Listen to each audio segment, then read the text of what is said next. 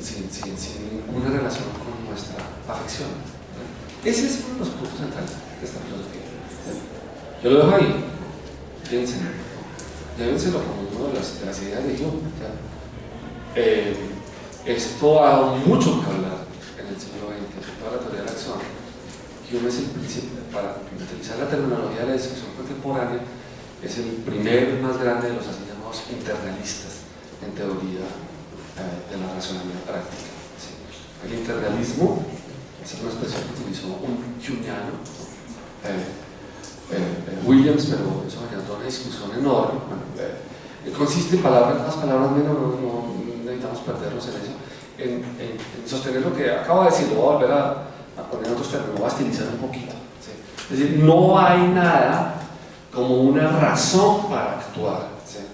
No hay nada que nos lleve, ¿sí?, como seres racionales a actuar, ¿sí?, que esté desligado de un motivo.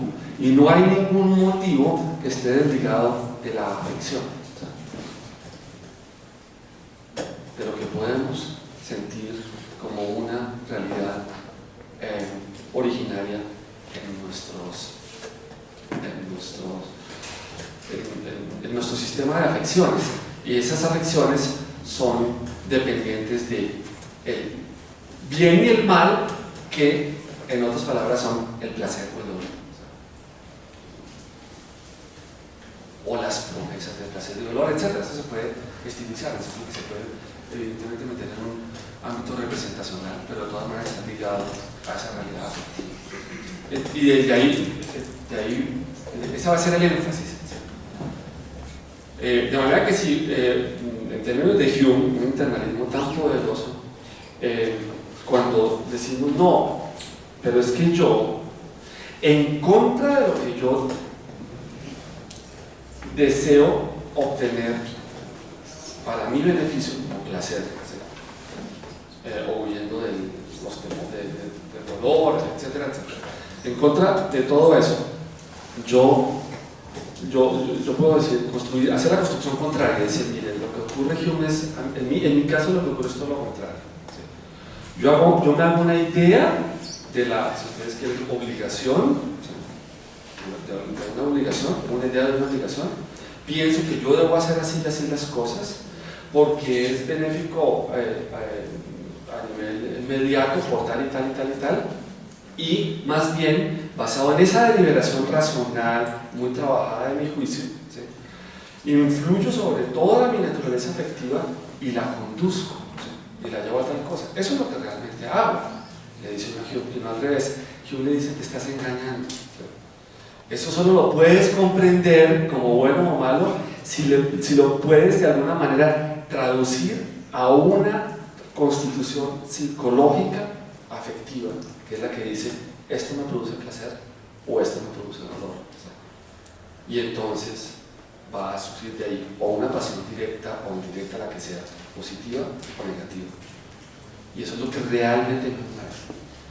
Creo que estoy deliberando en el aire, ¿sí?, en el mundo de las ideas, para influir sobre mi mundo sensible, pero eso no es tal. Es la naturaleza humana ligada a la realidad afectiva, el fundamento, la sustancia. Y lo otro, ¿sí?, indirectamente es construcción, que obviamente puede retroalimentar totalmente nuestro mundo afectivo, ¿de acuerdo? Y mezclarse, y armar todo el zaperoco que ocurre con las pasiones indirectas, por ejemplo, ¿sí? Pero no puede faltar la conexión con la realidad afectiva y emocional. Por ejemplo, la tolerancia no es comprensión. ¿Perdón? La tolerancia no es comprensión. Es decir, la tolerancia se da por la comprensión. ¿Por la comprensión de qué? ¿Comprensión en qué sentido? Comprender el problema. Comprender el otro. El otro. Sí, pero en términos de Hume la tolerancia tiene un fundamento, y es tiene un fundamento afectivo y sentimental, que es... Se puede estar hiriendo a uno fuertemente, pero la razón determina y comprende y resuelve pues el problema. Sí, es una forma de verlo. La forma humeana de ver eso, ¿sí? Espero poderlo decir ahorita cuando lleguemos a simpatía, ¿sí? Es en realidad la tolerancia surge como un motivo, ¿sí? Que yo puedo obviamente considerar correcto y juzgar sobre él correctamente, ¿sí? Pero en realidad yo, según lo que usted está diciendo, tolero al que comprendo y yo comprendo aquello con lo cual yo puedo sentir algún tipo de relación emocional y sentimental. La palabra clave, simpatía. Ahora vamos a hablar un poquito de eso, que es un término más o menos técnico, tampoco es como lo maneja Hume y su época, ¿no? Bueno, continúo entonces y después discutimos un poco más porque la siguiente entrada en realidad voy a hablar de moral, sentimiento, simpatía y ya podemos ahí concluir y podemos discutir. ¿Sí? ¿Sí? ¿Cuál sería la distinción entre el placer y el dolor en un animal y la noción del placer como bien y dolor como mal de las personas?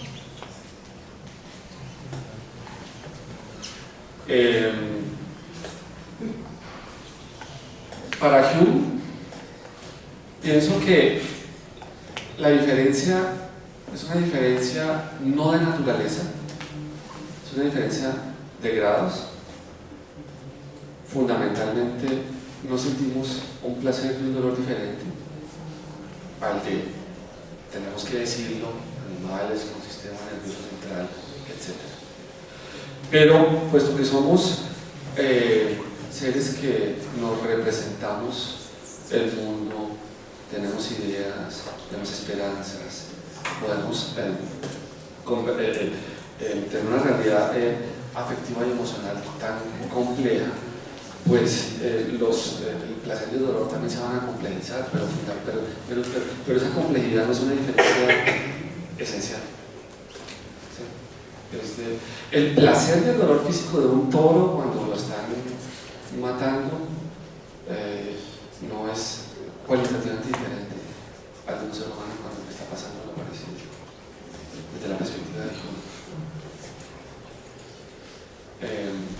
Bueno. En ese sentido, el bien sí sería como una construcción mental.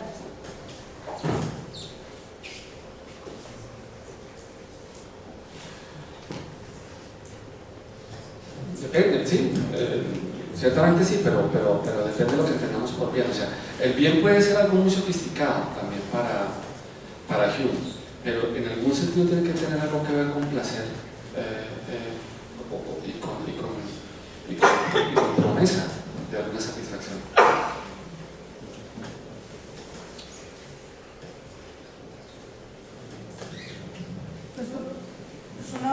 Un poco como para conectar con la teoría de Spinoza, que veo como varios elementos en común con Hume.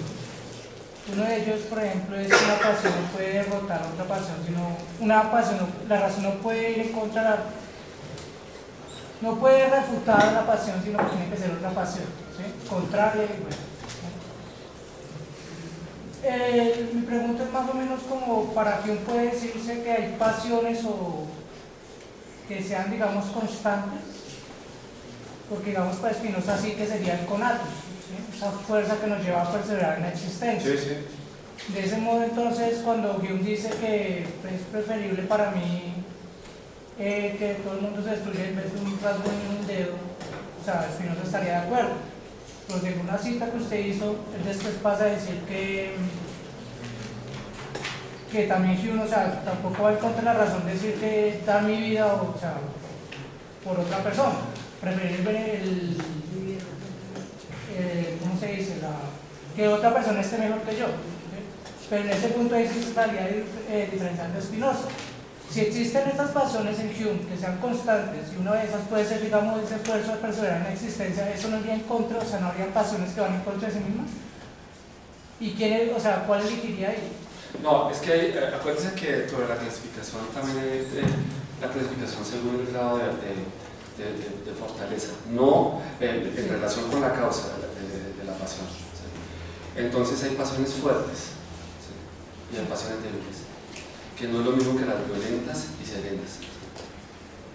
¿No? Una pasión es serena o violenta de acuerdo a cómo lo sienta el paciente, que está sintiendo la pasión. Y ella es fuerte o débil de acuerdo pues, al poder causal de lo que la produce. Las pasiones fuertes son usualmente para Hume las pasiones constantes de las que usted habla son pasiones fuertes, ¿sí? Que se pueden mantener, ¿sí? Entonces, por ejemplo, la idea del yo, ¿sí? Puede estar en relación con ciertas afecciones, también puede estar en mí produciendo una constante, una pasión muy fuerte, también en relación con lo que ella dijo, conectando, porque pensando en un punto.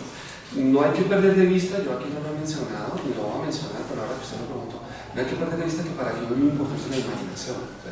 En toda su construcción, no solamente la epistemología, sino aquí también. Entonces, hay construcciones, como usted lo decía ahorita, ¿sí? De la imaginación que pueden empezar a adquirir mucha fuerza causal sobre uno mismo, ¿no?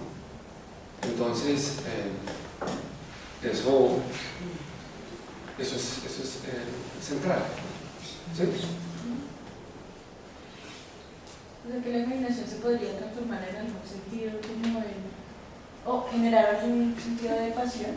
Sí, por ejemplo, eso lo digo pensando en que los animales, hasta donde sabemos, o hasta donde lo sabía, que no tienen imaginación. El ser humano sí tiene imaginación, entre el ser humano puede sentir dolor, pero además puede imaginar el futuro, por ejemplo, ¿sí? Y entonces sentir otro tipo de dolor, por ejemplo, frente a la representación de la muerte, ese tipo de cosas. Y entonces, esto va a ser más compleja la estructura del comportamiento humano, en los términos de Hume.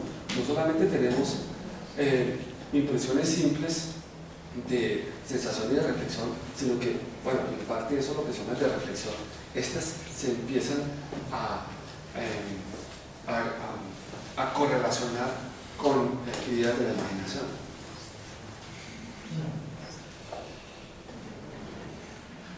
Quiero decir entonces algo acerca de la moral del sentimiento, que está fundado en todo lo que yo acabo de decir. Y digo algo más sobre la simpatía y ya con eso termino la presentación y podemos entrar a dialogar, hacer preguntas y a ver qué más podemos sacar de esto. Había dicho que pues, la palabra clave, digamos la fórmula básica que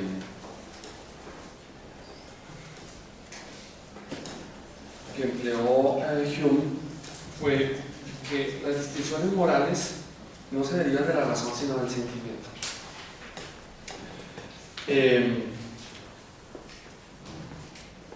Dice a ese respecto Hume,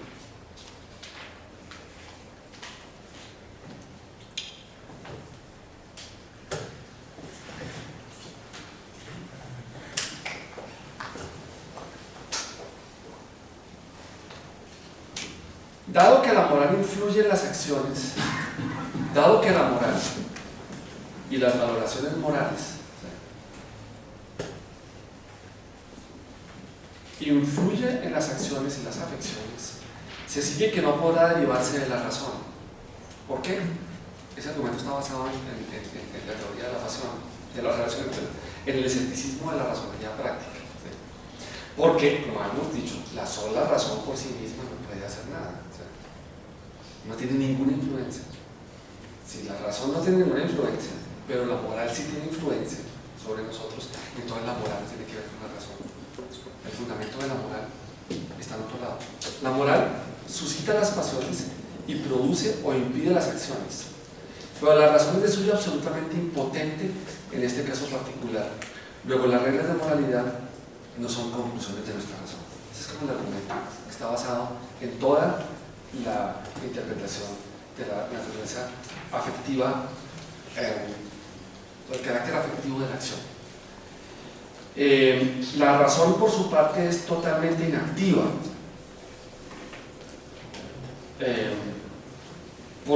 lo mismo pues no puede ser un principio activo, como si lo son la conciencia moral o el sentimiento moral. Sobre esto vuelve entonces Hume a seguir, vuelve a echarle leña a toda la candela de su crítica al racionalismo de su época. Pone dos ejemplos que pueden ayudar a ilustrar esta idea. Y vamos a pensar también en lo del rasguño en el dedo en conexión con esto. El ejemplo que pone, o los dos ejemplos que pone son los siguientes. Dice: nada nos parece más abominable desde el punto de vista moral que el hecho de que un hijo sea ingrato con su padre al punto pues de que, supongamos, cometa parricidio. El parricidio, o sea, no solo ingratitud, sino una cosa muy fuerte, nos produce repugnancia moral, dice Hume. Si esa repugnancia moral fuera racional, y las relaciones que establece ahí nuestro entendimiento son las que realmente nos repugnan. ¿Y cuáles relaciones? Que un hijo no respete o ame a su padre, sino que antes bien lo destruye. Si fueran puras relaciones de tipo racional, como pensaba Clark, y lo que hubiera ahí es una inadecuación de las relaciones como las pondera la racionalidad, pues nos tendría que producir la misma abominación, la misma repugnancia moral, la siguiente situación. Con frecuencia se ve que ciertas plantas, ¿sí?, producen sus retoños, dice él, producen sus retoños ahí mismo, y estos retoños crecen sobre la planta, sobre su padre, lo invaden, le quitan el terreno, lo matan, y ellos sobre eso hacen, por así decir, su vida. Entonces Hume dice, este es el argumento de Hume, este es el ejemplo, porque eso no nos produce abominación, sino el fondo lo mismo. Es una matica matando a su padre. ¿Por qué? Es el otro ejemplo, el incesto entre los animales no nos produce repugnancia moral, y en cambio entre seres humanos sí nos produce repugnancia. Entonces, esto lo dice él, eso es muy problemático, como parte de un argumento para mostrar lo siguiente: si las relaciones fueran racionales, si lo que estuviera aquí en juego es una repugnancia, por así decir, de tipo racional, entonces tendríamos que sentir lo mismo en todos los casos, porque la relación desde la perspectiva racional de conocimiento es la misma. Pero resulta que no sentimos lo mismo cuando tenemos ante los ojos una relación incestuosa humana. No quiero hablar ahorita de todo el origen cultural del asunto, dejémoslo a un lado, ¿sí? O en el caso del parricidio, que es mucho más fuerte, ¿sí? Entonces el punto no es el parricidio como relación racional, ¿sí? El punto es que lo que nos ocurre, dice Hume, ¿sí?, es un sentimiento poderoso, inmediato, fuerte de repugnancia moral, ¿sí? La repugnancia moral, en el caso de la condena a algo como un parricidio, no tiene origen en la razón, sino que tiene origen en un sentimiento muy fuerte, ¿sí? ¿De dónde viene él? Pues es lo que está tratando de explicar Hume. Debe estar ligado a toda nuestra circunstancia afectiva con nuestro mundo humano y natural, ¿sí? Pero de todas maneras no es una relación teórica racional. Las reglas de la moralidad, por tanto, no son conclusiones de nuestra razón, sino que son resultado de nuestra afección y del sentimiento. De todos ellos, tal vez el más poderoso y el que más, sobre todo esto es en el periodo del tratado, por lo tanto nos interesa distinguir periodos en la obra de Hume, en la investigación, que es una obra ya de madurez. Hume se aparta un poco de esta concepción, pero aquí en el tratado la defiende vehementemente a lo largo de todo el texto. De todas ellas, como fuente, digamos así, es que patológica en el sentido de pasión, ¿no? Y sentimental de todas las diferencias morales, la más poderosa de todas es la simpatía. Quiero decir un par de cosas sobre ella y podemos discutir si quieren. Ni en sí misma, dice Hume, ni en sus consecuencias existe cualidad de la naturaleza humana más notable que la inclinación que tenemos a simpatizar con los demás y a recibir, al comunicarnos con ellos, sus inclinaciones y sentimientos. Esta es la definición en realidad, lo que está diciendo. Al comunicarnos con ellos sus inclinaciones y sentimientos, por diferentes aún y aún contrarios que sean a los nuestros. O sea, la simpatía es un principio de comunicabilidad entre los seres humanos, que no es propiamente racional, no es comunicación discursiva. Puede estar presente en la comunicación discursiva, pero no es necesariamente comunicación discursiva.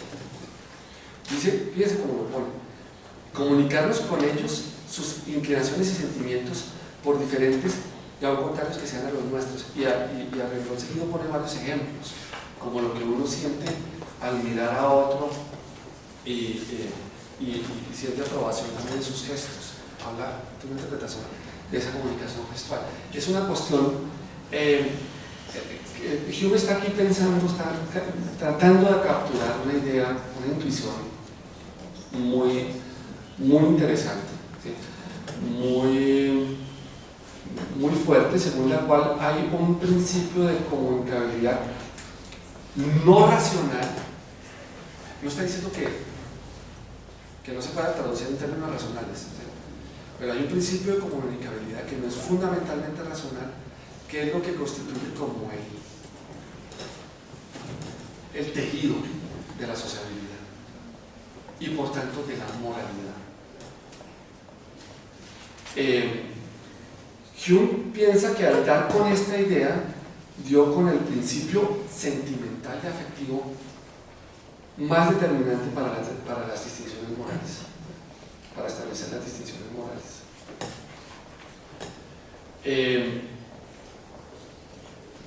Así dice al puro final del libro, cuando está concluyendo, que la simpatía es un muy poderoso principio de la naturaleza humana. Sabemos también que tiene gran influencia sobre el sentimiento de la belleza, no solamente sobre distinciones morales, sino también estéticas. Lo mismo cuando contemplamos objetos externos que cuando juzgamos de asuntos morales. Vemos que tiene fuerza suficiente para proporcionarnos los más intensos sentimientos de aprobación cuando opera por sí solo, sin la intervención de ningún otro principio, como ocurre en los casos de la justicia, la obediencia civil, la castidad y la cortesía. Podemos observar que todas las circunstancias necesarias para su operación se encuentran en la mayoría de las virtudes y que casi todas tienen tendencia al bien de la sociedad o al de la persona que las posee. Siguiendo un poco con una metáfora que el mismo Hume utiliza, que ha sido muy utilizada en la filosofía práctica contemporánea. Acuérdense que Hume había llamado a la causalidad el cemento del universo. Es lo que pega todas las piezas, ¿no? Así lo pensó. Ahora nos interesa toda su crítica a la inducción de la causalidad. El considera una estructura mental, el origen que fuera, es empírico, inductivo, central, para poder comprender el mundo. Asimismo, podríamos decir que en el ámbito social y moral, la simpatía es el cemento de la sociedad. Sin simpatía no hay realidad social. Y la simpatía en Hume, pues es un principio patológico, ¿sí? Es decir, patológico en sentido, repito, insisto, no es racional, ¿no? Es el fundamento de todos los acuerdos y del contrato, inclusive. Es el fundamento de todos los acuerdos, ¿sí? De todas las distinciones morales pero él mismo no tiene un carácter racional. La simpatía de Hume se parece mucho al libido freudiano, si me permiten. O sea, él está pensando que hay un principio fuerte de conexión entre los seres humanos que permite aprobar, desaprobar, compartir, no compartir, etc. Y ese es, sin él pues no hay posibilidad de actuar en términos morales. Ahora el punto, y con eso termino ahora sí, hago solo una conexión con el tema cuarto que ya no voy a tratar, el de las virtudes naturales y las virtudes artificiales. O sea, las virtudes morales tienen que tener este origen natural para Hume, ¿sí? Pero si ustedes lo pueden ver, si lo ven con cuidado, pueden notar que esta teoría está tan ligada al sentimiento, al carácter emotivo y al carácter afectivo del ser humano, que en realidad puede merecer una de las críticas que más se le han hecho, y es que Hume incurre una especie de subjetivismo moral. Eso significa que para mí, desde la perspectiva de Hume, es valioso o es objeto de consideración moral lo que está dentro de mi espectro vital, ¿sí? Y lo que se separa puede ser uno de los estadios más primitivos, si quieren, dentro de la visión de Colbert, si ustedes quieren, de la moralidad. Se puede ver el más inmediato, el más cercano. O una metáfora que también se ha utilizado mucho es la de considerar esto como una especie de lago, ¿sí? De lago en el que se tira una piedra, ¿sí? Y la moral, según Hume, tira una piedra en la mitad del lago. La moral, según Hume, es fuerte, ¿sí? Y digamos, determina la acción humana en la praxis humana, siguiendo la metáfora de la piedra sobre el agua, en aquel lugar del espectro de la onda que está más cerca de la caída de la piedra, o más cerca a lo que a mí me afecta, ¿sí? Pero en la medida que se va alejando, pues va perdiendo fuerza, y resulta que la sociabilidad humana tiene que ver con relaciones a distancia, alejadas, en este espectro de la onda, ¿sí? Sobre eso, uno le pregunta a Hume: ¿qué has dicho? ¿Sí? ¿Qué ha pasado cuando yo no conozco a los otros? Cuando estoy pensando en el pago de impuestos, si estoy pensando sin que esté relacionado a mi realidad sentimental, ¿sí? Sin que esté relacionado al espectro de lo que cabe en mi simpatía, ¿sí? Hume es consciente de que eso es de alguna manera un problema que hay que resolver, y a mi modo de ver es respondiendo a ese problema que hablo de virtudes artificiales, y fundamentalmente la principal de ellas es la justicia, ¿sí? La justicia es una virtud, ¿sí? Que está basada en el deseo de que la sociedad funcione bien, ¿sí? Un deseo que yo puedo simplemente también de alguna manera remitir a mi propia búsqueda de bienestar, si ustedes quieren, pero que lo puedo alejar, está en el espectro más alejado de la onda cuando cae la piedra en el lago. ¿Sí me entienden la metáfora? Y él dice: esto se puede perfectamente porque la justicia, en realidad, ese es el argumento de él para defender que la justicia no es natural. La justicia es puramente convencional, pero igual puede tener la fuerza que tiene una virtud natural. Otro tanto, y esa teoría es muy buena, y quizás es lamentable que no la pueda desarrollar, la idea que también es muy importante para él, está más ligado a esto, ¿sí? de la obligación del respeto a los contratos, ¿sí? Hume es el primero que, a mi modo de ver, hasta donde yo conozco, es el primero que ve que hay una obligación interna de cumplimiento de los contratos que no tiene que ver con las intenciones ni con estas fuerzas sentimentales que me llevan a actuar moralmente, ¿sí? Tiene una teoría perfectamente performativa, muy clara de la obligación de las promesas, ¿sí? El momento de pronunciar socialmente una promesa es comparable a la firma de un contrato que me obliga, ¿sí? Así esto no se relaciona directamente con mi realidad sentimental y apasionada. En relación con la justicia pasa otro tanto, y hay tres cositas que son claves ahí. Ustedes lo vieron la vez pasada, no voy a insistir en eso, pues lo dejo ahí y con eso termino. Primero que todo, es una de las fórmulas más preferidas también, más importantes para Hume. Hay algo que es un hecho evidente en la historia humana, y es nuestro egoísmo pertinaz y nuestra limitada generosidad. Eso es un hecho. Y por otro lado, la escasez de recursos. Esos dos o esos tres componentes, repito, egoísmo, pertinaz, limitada generosidad, están muy ligados. Todo esto pues está en la parte más cercana a la piedra de la onda, cuando metimos el agua. Se relaciona con la escasez de recursos, y esas dos cosas juntas producen como, por así, necesaria, deseable y moralmente valiosa la justicia. Y bueno, será una justicia retributiva, etcétera, de acuerdo a todo, muy ligada también a toda su teoría de la propiedad, etcétera.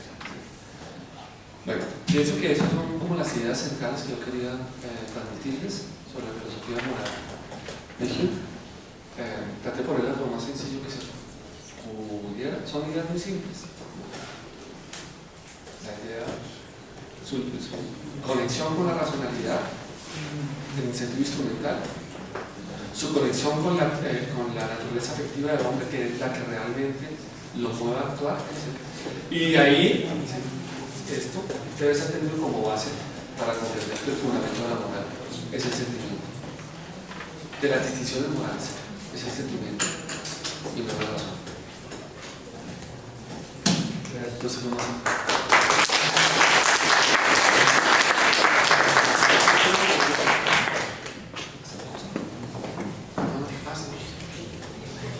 ¿hay preguntas?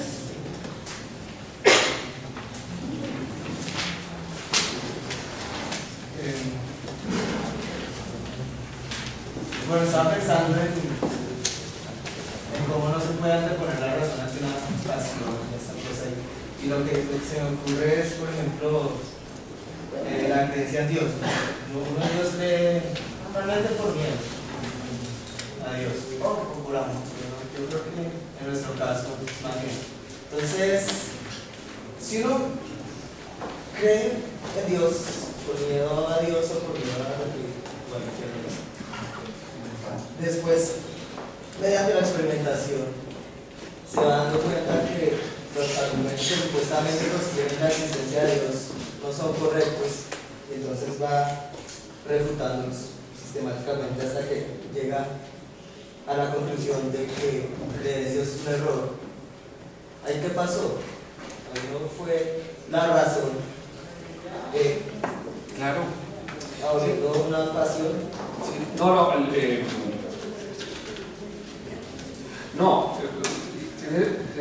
la pregunta es muy buena y me ayuda para decir una cosa que necesito mucho para completar, decir algo que quizás no dije con suficiente claridad, y es,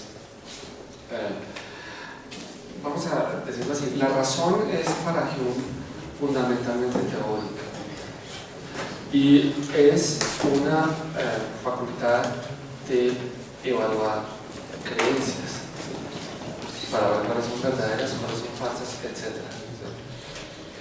Eso es fundamentalmente lo que hace la razón.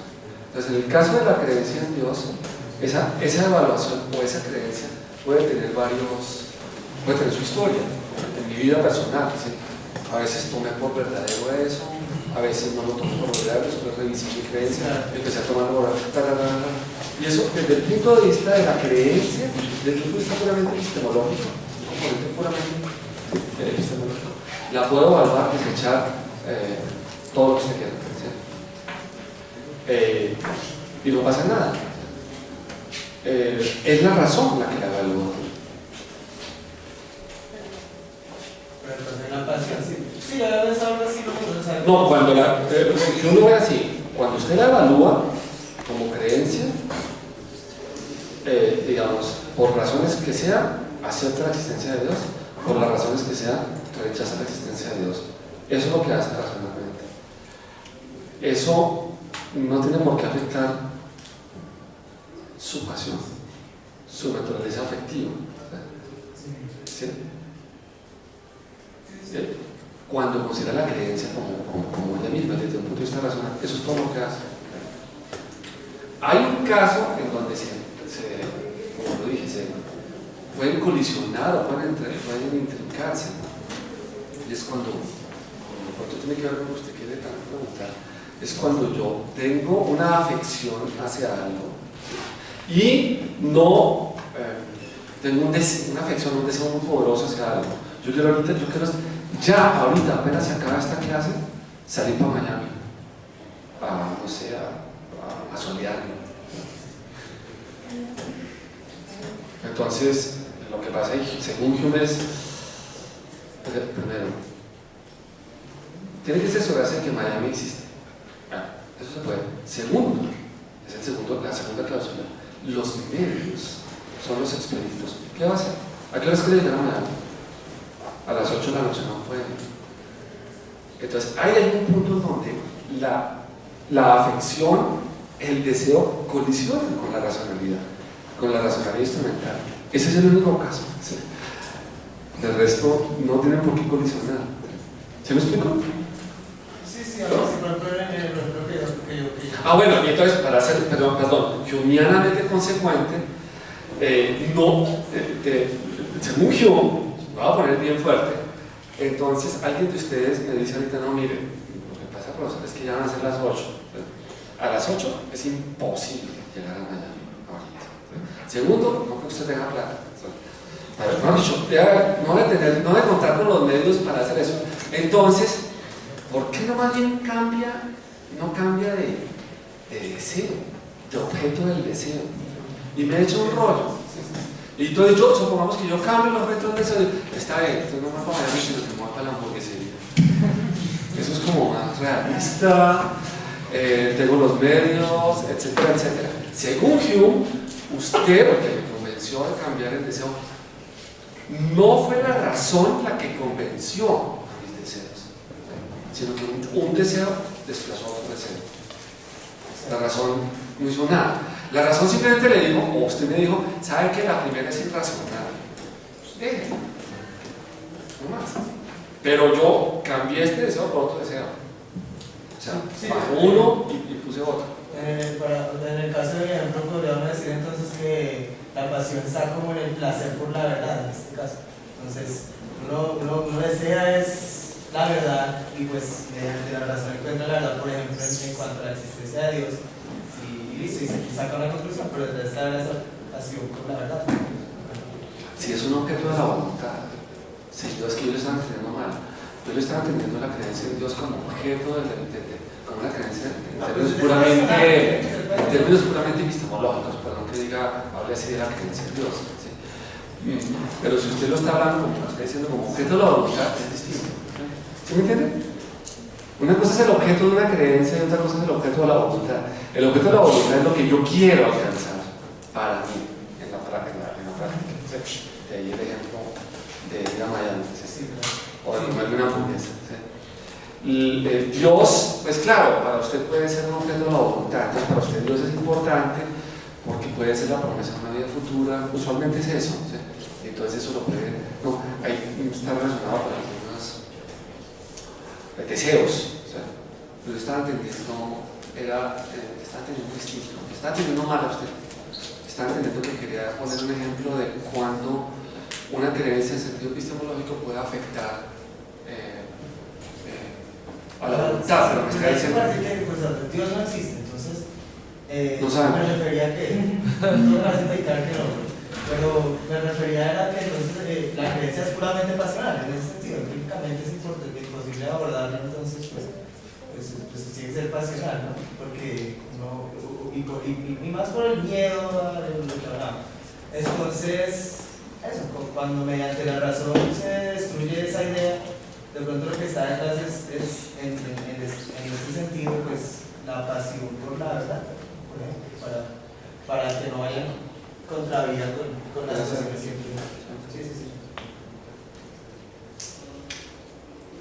Pero si algunos científicos hablan de que Dios no existe, ¿qué pasa con ellos? Su motivación, su sentir, como metista.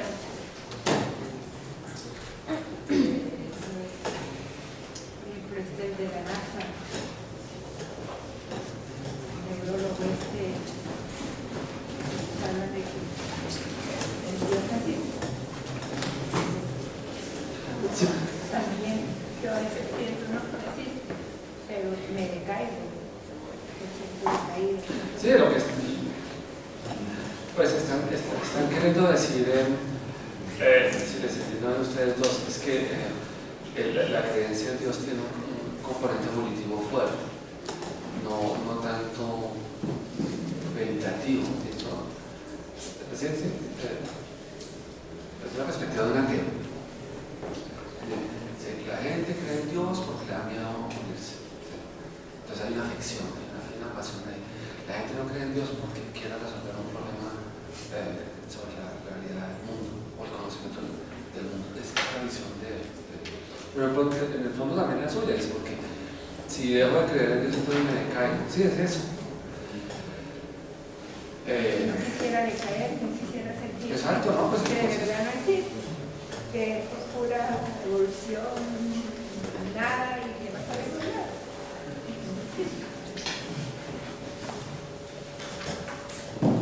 Sí, se acepta que es una creencia que lo que quiere es darle a un ánimo en la vida, pues creo que se puede sacar cualquiera de las conclusiones. ¿Algo más?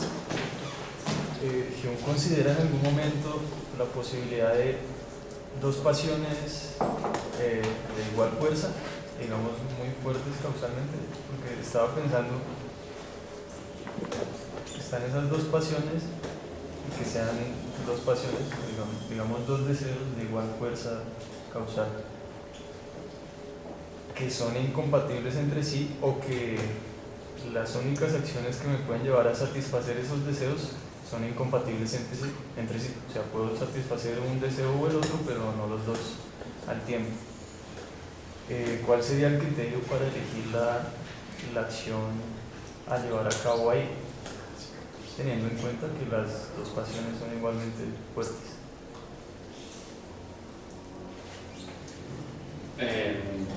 Es un buen punto, pero yo, o sea, si lo que si la intención de su pregunta es llevar a Hume un poco a decir, a obligarlo a decir, tiene que haber algún tipo de ponderación racional en algún momento, porque las dos pasiones son igualmente poderosas. Yo creo que Hume diría que no, si son igualmente poderosas, pues, y si son contrarias, se tendrían que anular. Supongo que se pueden potenciar, o supongo que usted puede hacer, basado en criterios de la racionalidad instrumental, lo único que puede hacer sería ordenarlas. ¿Usted sabe qué? Dedíquese a una este fin de semana y a la otra el otro fin de semana. Que es lo que hace uno cuando tiene dos pasiones.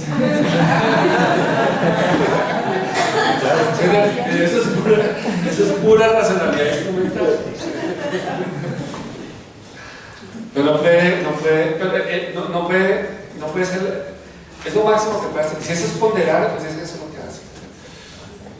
Pero ellas, solo uno puede desplazar a la otra, o serenarla, pero que sea, ¿no? ¿Sí? Eso es lo que sería lo que diría Hume. La primera parte de su exposición terminó con unas afirmaciones como es el sentimiento el que hace que que llevemos a cabo acciones para que otros estén mejor que nosotros, o algo así como con un cierto tinte altruista, creo. Ese tipo de afirmaciones las justificaría ese sentimiento de simpatía. Sí. Es muy importante lo que está diciendo también. Yo creo que el fundamento de las distinciones morales es, para Hume, en el periodo del tratado, sobre todo, la simpatía. Y la simpatía es un sentimiento de identificación, más que identificación, es como dése cuenta que la palabra está en la palabra pathos, no mentira, sin pathos, o sea, es el sentimiento de tener algo en común muy fuerte con los otros. Hume es ahí, eso pues, hace justicia a la frase con la que empecé de John Rawls, refiriéndose a Hume. Hume es ahí, si ustedes quieren, no sé cómo se puede llamar eso, defensor o a la base de su teoría hay una antropología filosófica contraria a la hobbesiana, no es pesimista en ese sentido, sino que si se quiere una antropología filosófica muy optimista. ¿Sí? Es decir, un poco Hume le diría a Hobbes, ahí, ¿usted con qué derecho tiene una antropología filosófica tan fuertemente pesimista? ¿De dónde saca que, si no es porque interviene la liberación racional y el Estado, obviamente, como el gran producto de todo esto, los hombres se matarían entre sí mismos? Él dice, con igual justicia, con igual derecho, desde el punto de vista de la argumentación, puedo yo decir, y mirando los hechos, ¿sí?, que los seres humanos tienden a amarse. O sea, que hay una tendencia, o sea, que hay un segmento de lo social, la simpatía. Que el ser humano no es. El ser humano puede ser el lobo para el hombre, puede ser un lobo para el hombre. El hombre puede ser lo más nocivo para el hombre, eso está bien, pero no tiene por qué ser lo más nocivo para el hombre. O sea, ahí diría Hume, usted está tremendamente sesgado por una visión que no es correcta, que no es correcta del ser humano. Si yo le echo cabeza al tema de la simpatía y al fundamento sentimental de las distinciones morales, por ejemplo, él pide varias veces analizar eso que hoy llaman la repugnancia moral, ¿sí?